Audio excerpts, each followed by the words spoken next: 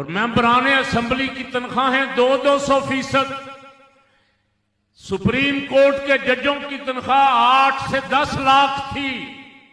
जब उनसे काम लेना चाहा तो एक एक जज की तनख्वाह 25-25 लाख रुपया।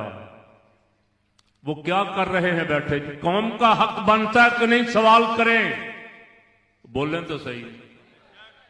या चुप रहे, हम भी चुप कर जाए, मेंबर भी खामोश हो जाए, मेहराब भी खामोश हो जाए, सूफिया की गद्दियां भी खामोश हो जाएं।